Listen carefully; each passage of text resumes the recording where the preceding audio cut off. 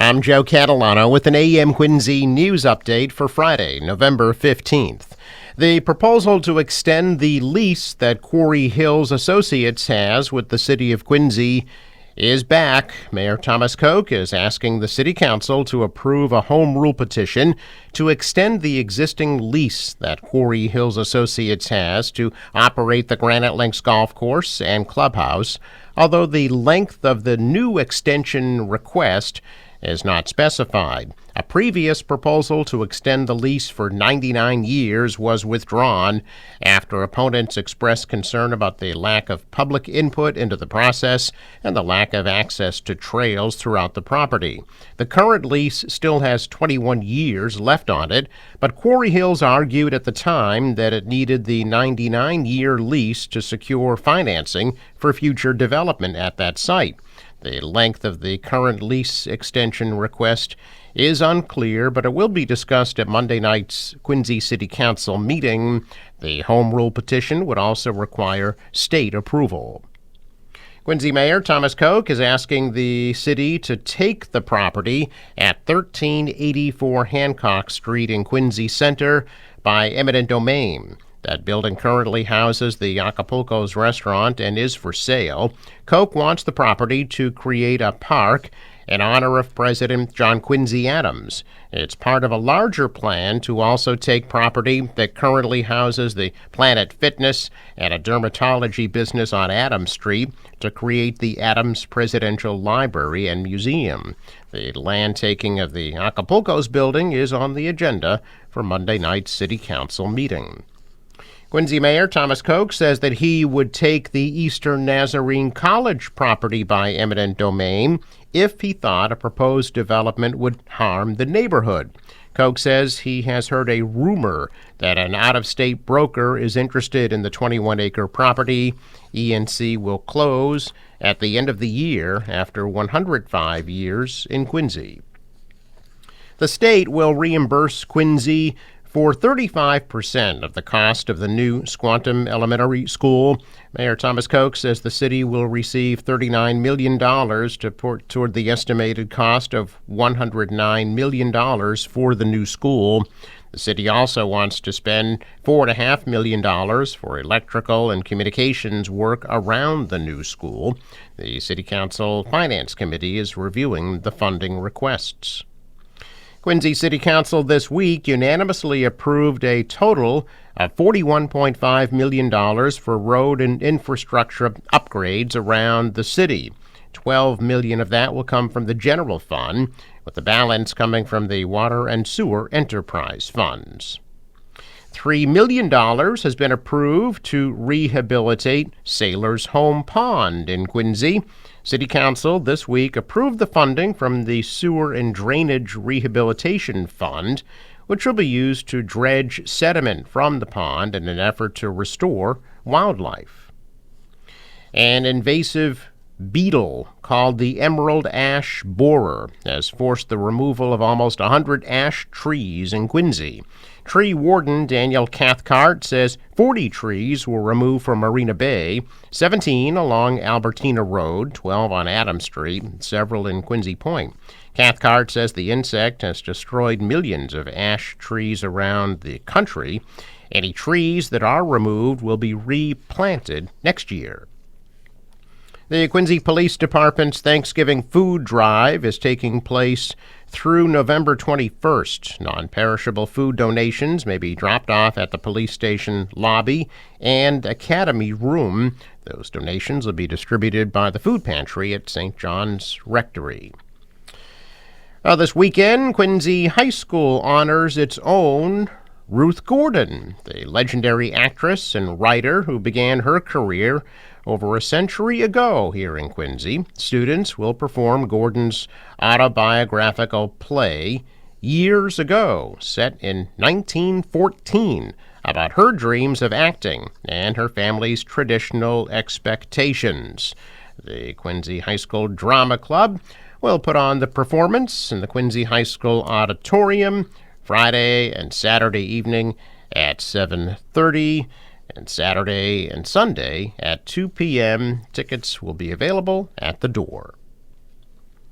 Well, the drought is worsening. The weekly drought monitor update came out yesterday, and once again, the size and severity of the drought in Massachusetts is growing. While the entire state remains in some sort of drought designation, over the last 7 days, the severe drought area more than doubled, from 32% of the state up to 68%.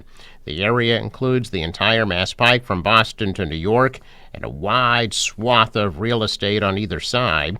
The rainfall deficit this fall continues to increase. Since September 1st, most of southern New England is between 6 and 9 inches below the average.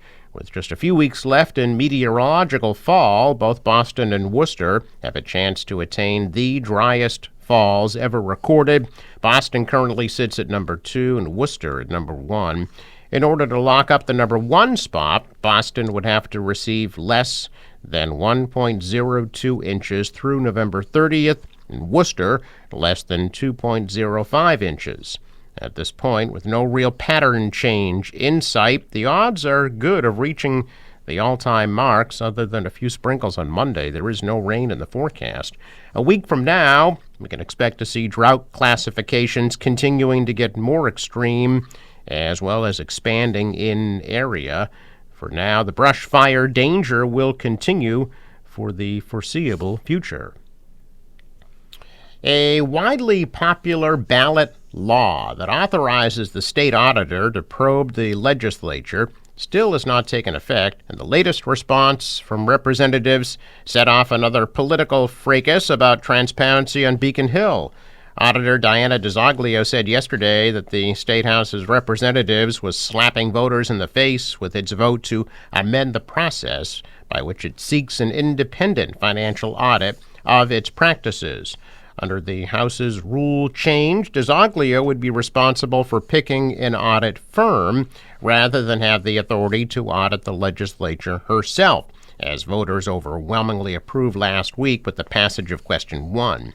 DiZoglio argued that the move would effectively sidestep the more incisive work that she's hoping to do. Representative Danielle Gregoire, the 1st Division chair and House Speaker Rahm Mariano's leadership team, said the change will ensure any audit pursuant to the passage of Question 1 will be a professional audit, not a political one, an apparent reference to DiZoglio's well-known clashes with legislative leaders during and after her tenure in the House and Senate. Well, after months of delays, the legislature sent a major clean energy bill to Governor Healey's desk amid shifting national energy policy dynamics.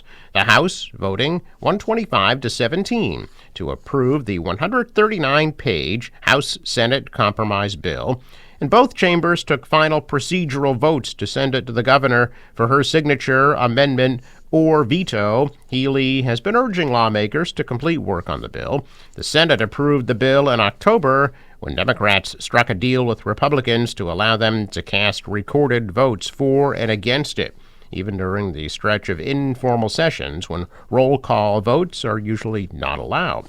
Since then, U.S. voters elected Donald Trump, who is likely to try to boost fossil fuel energy production when his second term launches in January. It has also sworn to target the offshore wind industry and, quote, make sure that ends on day one, end quote. Bill would reform the state's siting and permitting laws for clean energy resources, also push the state toward a stronger embrace of electric vehicles, make more families eligible for discounted utility rates, and eyes fusion as a possible renewable energy source. One high-profile provision would allow the Department of Energy Resources to coordinate with one or more New England states to solicit long-term clean energy generation, including from nuclear power. State Democrats have thrown their full weight behind bolstering the offshore wind industry, but the legislation has splintered the Republican caucus in the legislature. A check of business news this morning, and stocks retreated yesterday. The Dow is down 207 points. The Nasdaq dropped 123. The S&P fell 36. European stocks are also down. Asian stocks are mixed. The dollar fell, the euro is up, and oil at $67 a barrel. In sports, Bruins lose in Dallas to the Stars 7-2. They'll be hosting St. Louis tomorrow at 1. And the Celtics host Toronto tomorrow night at 8 o'clock. Patriots and Rams Sunday at 1 o'clock in Foxborough. Forecast from the National Weather Service today: partly sunny, breezy, high of 56. Tonight, clear, chilly, lows in the lower 30s. Tomorrow, mainly sunny, breezy, high of 58. Sunday, sunny at a high of 59, and then partly sunny on Monday with a high 60. The marine forecast calling for 2 to 3 foot waves, northwest winds 10 to 15, gusting to 25 knots. High tide 10:10 a.m. There is a coastal flood advisory in effect at the time of high tide today, with some potential splashover at low-lying locations due to the full moon. Sunrise 6:35, sets at 4:21. Traffic note: Fore River Bridge scheduled to open today at 10 a.m. and Saturday at 7 a.m. I'm Joe Catalano with an AM Quincy news update for Friday, November 15th.